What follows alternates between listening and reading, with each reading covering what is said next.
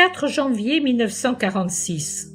La figure spiritualisée et glorieuse de Saint-Pierre m'apparaît, il m'ordonne. Écris ceci pour ton père spirituel. Moi, le chef du sacerdoce, je te dis, sois vigilant, car Satan rôde autour de toi comme un lion rugissant, et il cherche à dévorer et à détruire.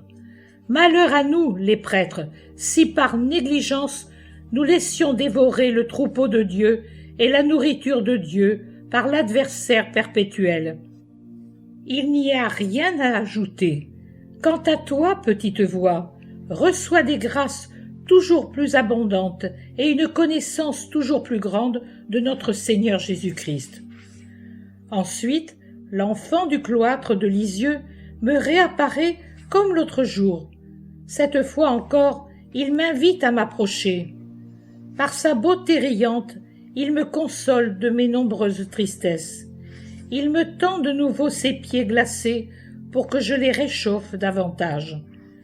Cela le rend très heureux. Il me paraît fatigué de tenir le globe terrestre dans la main gauche, et il le prend à 2 mains en le gardant tout contre son cœur. Je le regarde tout en lui réchauffant ses petits pieds dans mes mains. Peut-être remarque-t-il que je m'étonne de son geste, car il me dit « C'est lourd, tu sais, et ce globe terrestre est si froid. Tiens, sens comme il est lourd et froid. Tiens-le un peu. Je suis fatigué de le porter et de le sentir toujours comme cela. » Il me présente alors ce petit globe qui, à son aspect, semble être en verre doré, lisse et léger. Il pèse au contraire plus lourd que du plomb.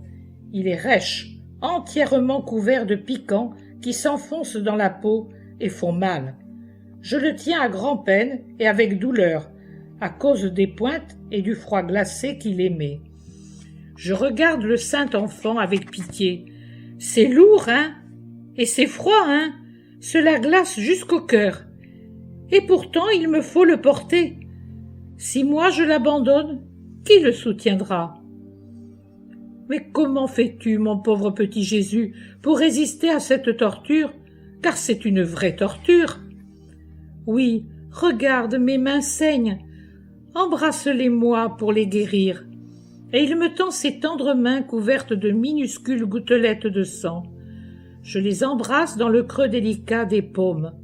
Mais elles sont froides, très froides. Merci, Maria. Rends-moi le globe. Tu n'arrives plus à le porter. Moi seul le puis. Mais il me suffit de trouver quelqu'un pour le tenir quelques minutes pour me soulager. Sais-tu comment vous m'aidez à le porter, vous qui m'aimez? Par votre amour de sacrifice. Les âmes victimes soutiennent le monde avec Jésus. Il devient très lumineux, comme hier au soir, et retire son pied en disant « Maintenant ils sont chauds tous les deux, et je me sens mieux. Adieu, Maria. Merci aussi de la part de ma mère. Elle est heureuse quand quelqu'un m'aime et me console. » Il disparaît alors dans une lumière éblouissante.